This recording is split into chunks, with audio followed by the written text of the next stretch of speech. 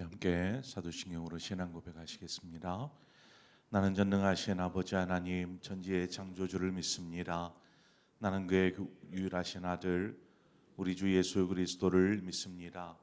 그는 성령으로 잉태되어 동정녀 마리아에게서 나시고 본디오 빌라도에게 고난을 받아 십자가에 못 박혀 죽으시고 장사된 지 사흘 만에 죽은 자 가운데서 다시 살아나셨으며 하늘에 오르시어 전능하신 아버지 하나님 우편에 앉아 계시다가 거기로부터 살아있는 자와 죽은 자를 심판하러 오십니다.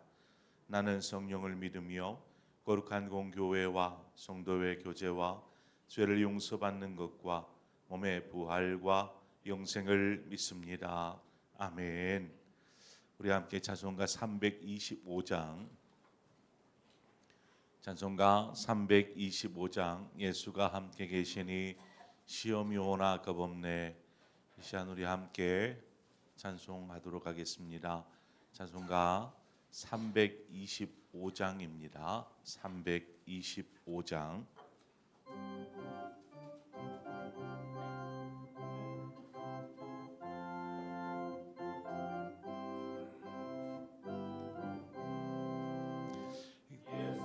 함께 계시니 시험이 오나 겁없네.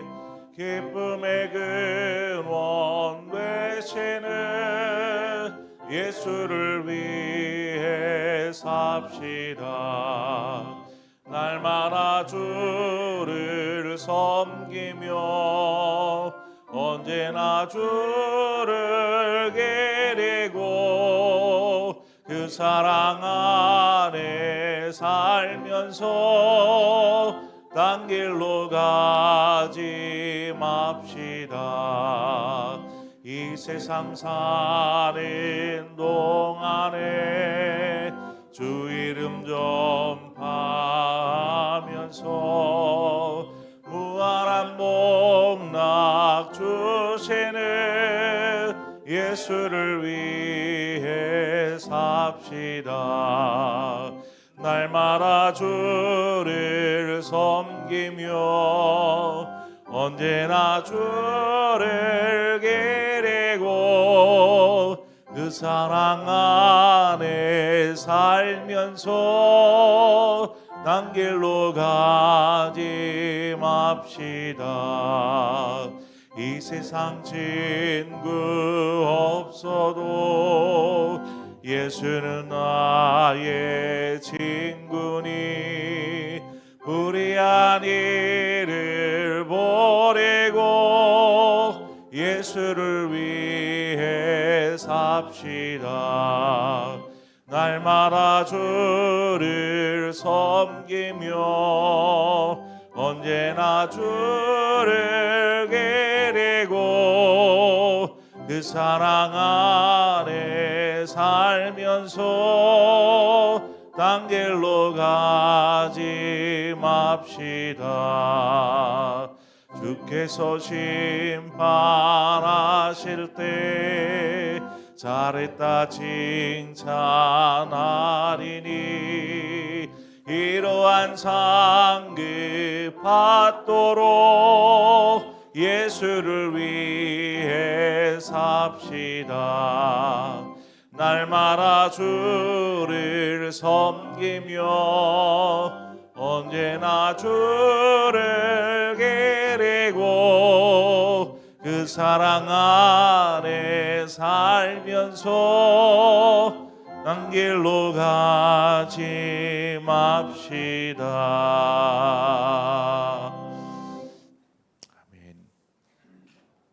하나님의 말씀 보겠습니다. 데살로니가전서 5장 16절 말씀 우리 한 구절만 함께 보도록 하겠습니다. 데살로니가전서 5장 16절의 말씀입니다. 우리 함께 짧은 구절이니까 한 목소리로 읽겠습니다. 시작. 항상 기뻐하라. 우리 다시 한번 읽을까요? 시작. 항상 기뻐하라. 아멘. 이제 암송할 수 있겠지요. 한번 암송해 볼까요? 시작. 항상 기뻐하라. 아멘. 항상 기뻐하라. 이것이 하나님의 뜻입니다.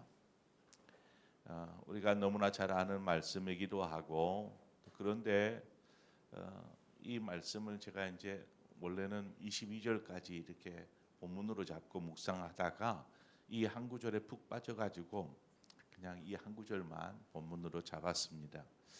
주님의 재림을 기다리는 성도들이 삶 가운데서 어떤 태도를 취하며 살아야 되는지 사도 바울이 이제 편지를 통해서 가르치고 있는 중에 바로 이것을 제시하고 있습니다. 항상 기뻐하라. 항상 기뻐하라. 우리가 항상 기뻐하면 얼마나 좋겠습니까? 그런데 매일의 삶에서 계속해서 일어나는 많은 일들이 우리를 웃음짓지 못하게 기쁨을 잃어버리게 만들지 않습니까? 조그만한 우리의 마음을 아프게 하거나 상처를 주거나 화를 내게 하는 이러한 일들이 너무나 많다 보니까 기뻐서 웃음 짓기보다는 인상을 찌푸리고 그런 경우들이 더 허다합니다. 별 아무 일도 없어요. 그래도 이렇게 여러분 혹시 거울을 이렇게 보셨는지 모르겠어요. 아무 일도 없어요. 평안해요. 근데 내 얼굴에는 뭔가 웃음이 사라져 있는 그 얼굴 표정을 우리가 볼지 않나 생각이 됩니다. 그래서 무표정한 얼굴로 매일을 살아갑니다. 일도 하고요, 사람도 만나고.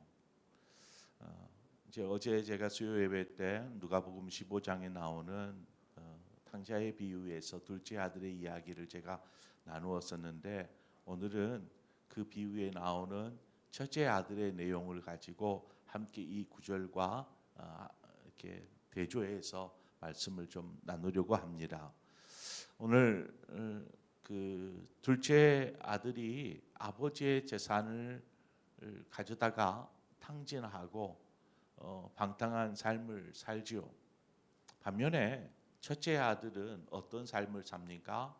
우리가 계속 주목하는 게 둘째 아들이다 보니까 첫째 아들이 어떤 삶을 살았지 잘 모를 수도 있는데, 첫째 아들은 아버지를 떠나지 않죠. 아버지의 곁에서 아버지를 돕는 그런 아들이었습니다. 누가복음 15장 25절에 보면 맏아들은 밭에 있다가 돌아와 집에 가까이 왔을 때 풍악과 춤추는 소리를 듣고, 여기 앞에 나와 있는 구절이에요. 맏아들은 밭에 있다가 돌아와서 일하다가 돌아온 거예요. 그러니까 아들이 자신에게 주어진 어떤 일이 있다면 그것들을 충실하게 감당하는 그런 아들의 모습을 우리는 보게 됩니다. 굉장히 모범적이다라고 말할 수 있죠. 아버지의 말에 잘 순종하고, 누가 때 앞에 가서 일하고 싶겠습니까? 그런데 가서 일하더라는 것입니다. 이 첫째 아들이 일하다가 이제 돌아와 보니 집에서 잔치 소리가 나는 거죠. 그래서 종을 보내서 알아보니 지금 첫째 아들이, 집 나갔던 첫째 아들이 돌아와서 아버지가 너무 기뻐 살찐 송아지를 잡고 잔치를 배설하고 그렇게 지금 잔치가 벌어졌습니다라는 이야기를 전해 듣자 첫째 아들이 분노하기 시작합니다. 그래서 아예 그냥 집에를 들어가려고 하질 않습니다. 내가 그걸 보기 싫다라는 거죠. 이제 하인이 아버지께 그 이야기를 전했는지 아버지가 또 밖으로 나왔어요. 집 밖에 있는 첫째 아들. 그래서 첫째 아들에게 아들아 들어가자 합니다. 그때 아들이 뭐라고 하냐면 누가복음 15장 29절 아버지께 대답하여 이르되 내가 여러 해 아버지를 섬겨 명을 어김이 없거늘 내게는 염소 새끼라도 주어 나와 내 벗으로 즐기게 하신 일이 없더니라고 말합니다. 이 말 속에는 지금 첫째 아들의 삶이 어땠는지를 우리가 알 수 있어요. 첫째 아들의 삶이 어떻습니까? 아버지를 섬겨 명을 어김이 없거늘이라고 아들이라는 거죠. 아버지를 섬겼어요. 옆에서. 둘째 아들은 뭐 자신의 그 유산 주십시오 해가지고 그거 가지고 그냥 다 허비하고 그것도 허랑방탕하게 그런 아들인 반면에 자신은 그렇지 않고 아버지 곁에서 아버지가 말씀하신 거라면 순종하였고 그렇게 삶을 살았어요. 이런 그 아버지를 섬김에 있어서 순종하고 맡겨진 일이 있으면 최선을 다하는 이런 아들인 거죠. 뭐 이 모습을 보면 이 첫째 아들은 칭찬받기에 마땅한 아들이라고 생각되어집니다. 그런데 이 아들이 내색은 하지 않았지만 이 첫째 아들의 내면에는 뭔가 불만이 자리하고 있었다라는 것입니다. 불만.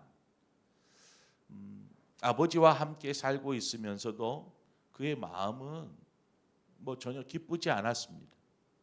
자신이 아버지를 섬기고 그 말씀에 순종하는 삶 속에서도 그는 기쁘지 않았습니다.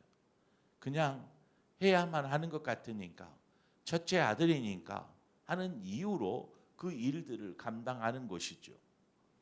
이 비유에서 여러분 아버지는 누구를 말합니까? 아버지는 누구를 말하는 것 같아요? 하나님이죠. 하나님 아버지. 그러면 둘째 아들은 누구를 말하는 것 같을까요? 둘째 아들은 죄인들을 말합니다. 죄인들. 이 죄인들. 그래서 죄인들이 자신의 잘못을 깨닫고 회개하여서 돌아오는 사람들, 바로 그 죄인들을 말하고 있죠. 그럼 첫째 아들은 누구를 말하고 있는 것 같습니까? 이들은 예수님 당시에 바리새인들과 서기관들과 종교 지도자들을 이야기합니다.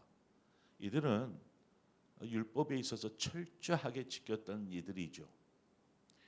율법을 지키고 막 그러면서 외식 보여주기식의 어떤 길거리 모퉁이에서 사람들 보는 중에 기도하기 시작하고 금식하는 모습들 이러한 것들을 보여주는 외식하는 사람들.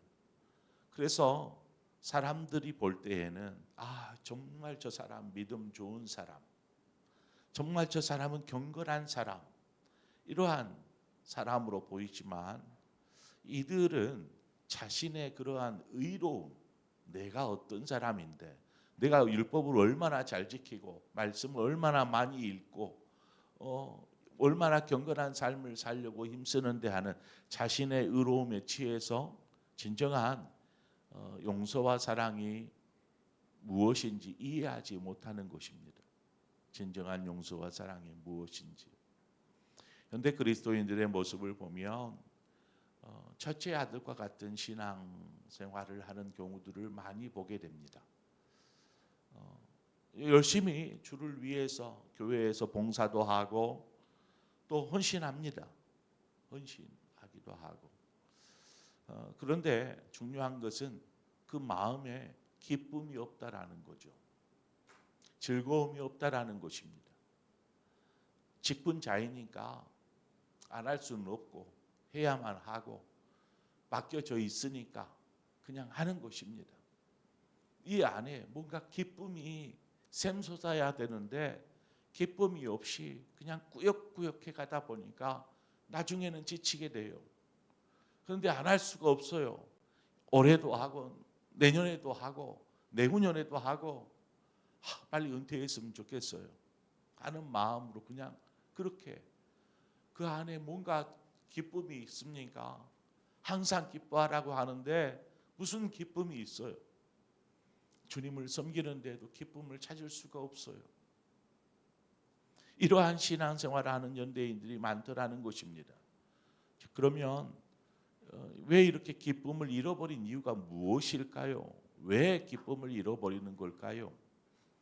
첫째, 뭐 두 가지 이유를 제가 좀 살펴보려고 하는데 첫 번째는 아버지와 함께함이 축복이다라는 사실을 알지 못하기 때문에 그렇습니다.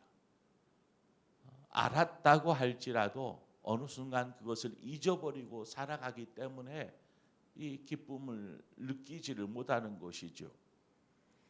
아버지가 첫째 아들에게 말합니다. 너는 항상 나와 함께 있으니 내 것이 다 내 것이로 돼. 내 것이 다 네 거야 라는 거죠.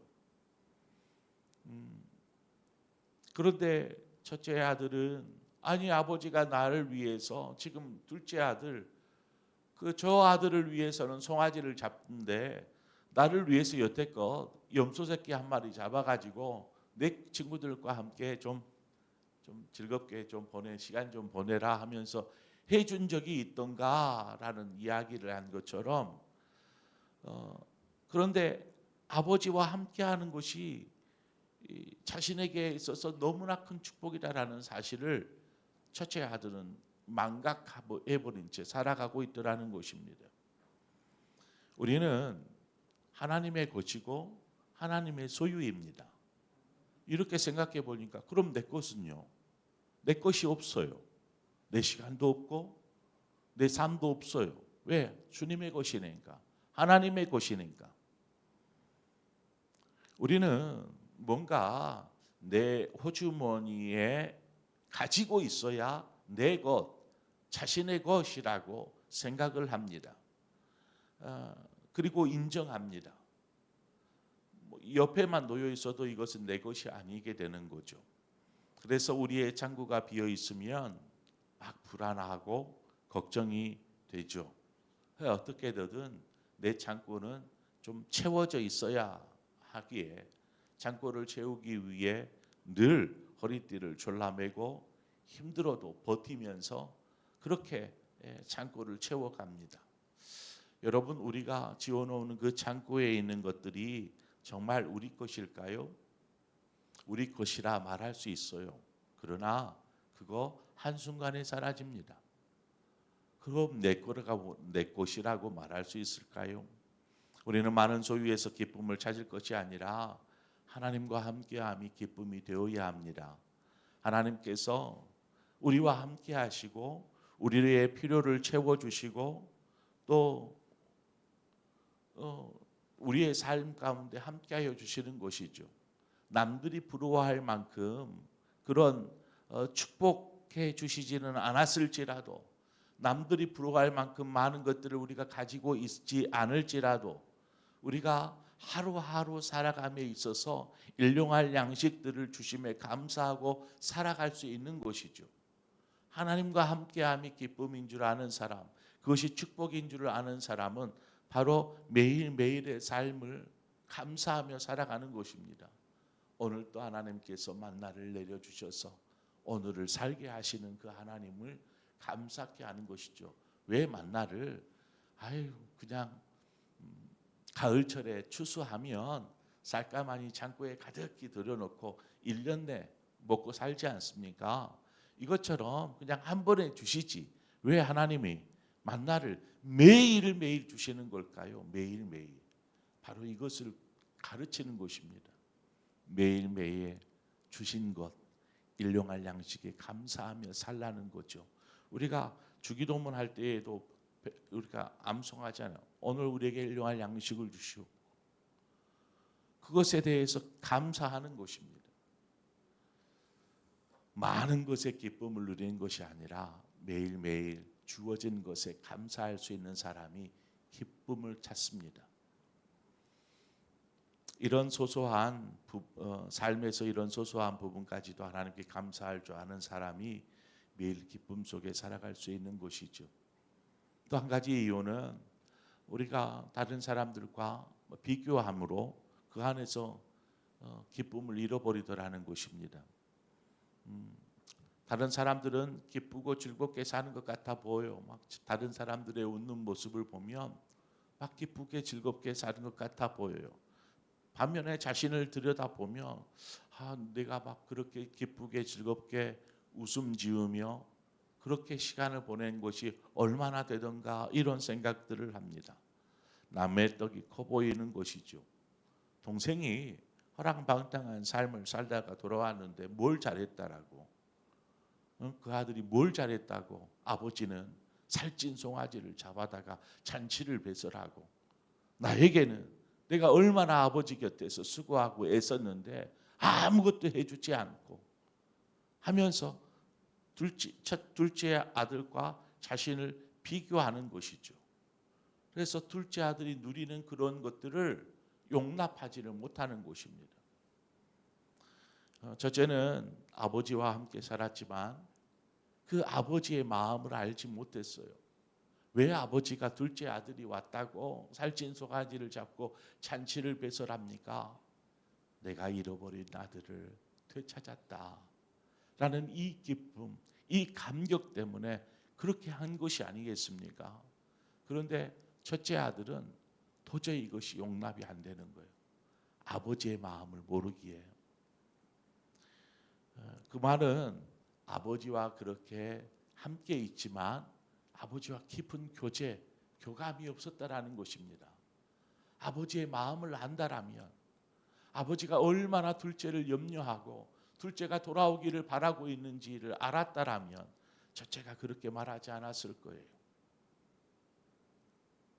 죄인들이 잃어버린 한 영혼이 주님께로 돌아오는 것을 그렇게 기뻐하시는 하나님. 그런데 죄인들이 주님께로 돌아올 때에 바리새인과 서기관들이 뭐라고 합니까? 저가 죄인들의 친구가 되었다, 죄인들의 집에 들어갔다 하면서 막 뭐라고 하지 않아요.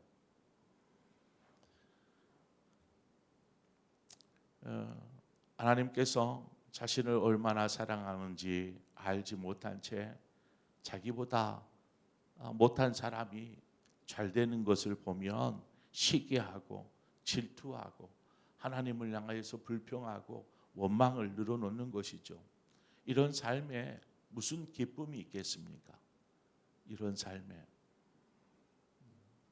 기쁨은 어떤 소유와 만족에 있는 것이 아니라 하나님 안에 거하고 그분과 교제하는 것이 우리 안에 기쁨인 줄 믿습니다. 그 안에서 기쁨이 솟아나는 것입니다. 빌립보서에 보면 4장 4절에 주 안에서 항상 기뻐하라, 내가 다시 바라노니 기뻐하라, 기뻐하라, 기뻐하라 합니다. 우리는 어디서 기쁨을 찾아야 될까요? 어떤 삶의 이유, 삶의 현상 거기에서 찾는 것이 아니라 우리 하나님을 바라보면서 그 안에서 날 구원하신 하나님, 나와 함께 하시는 하나님, 나를 채우시고 인도하시는 하나님, 내가 그 마음을, 하나님의 마음을 알므로 우리 안에 기쁨이 솟아나게 될 줄 믿습니다.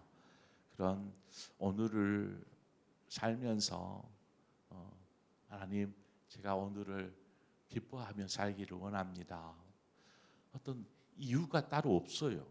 일이 잘 안 되어도, 좋은 일이 없어도 우리가 이미 누리고 있는 하나님으로부터 받은 은혜들을 생각하면서 오늘의 기쁨으로 사시기를 축원합니다. 기도하겠습니다. 좋으신 하나님 아버지, 은혜를 감사합니다.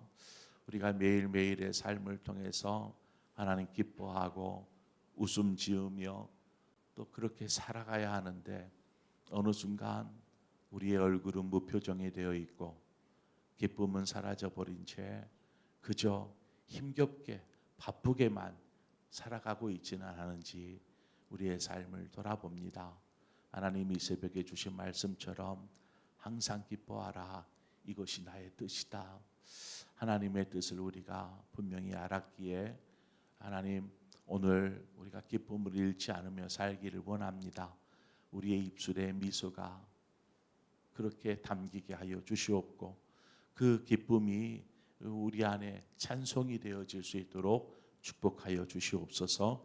예수님의 이름으로 기도합니다. 아멘. 오늘 이 시간 말씀을 생각하면서 하나님, 우리의 삶에 기쁨을 회복시켜 주옵소서. 그 기쁨을 얻기 위해서 하나님 안에, 그 은혜 사랑 안에 오늘을 살게 하여 주시옵소서.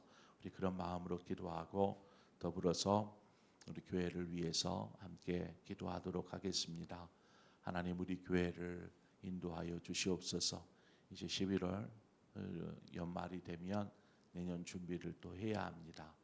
또 내년 준비를 하다 보니 교회 일꾼들이 많이 필요한데 하나님 일꾼들이 세워지게 하시고 또 스스로 자신을 들여 주를 위해 봉사하고 헌신하는 사람들이 많이 일어나게 하여 주옵소서. 그래서 하나님 나는 이런 굳은 일 하기 싫어요. 힘든 일 하기 싫어요.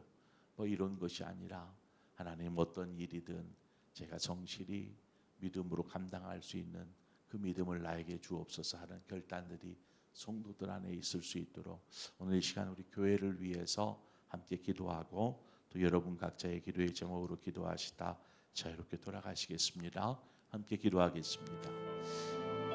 좋으신 하나님 아버지 은혜를 감사합니다.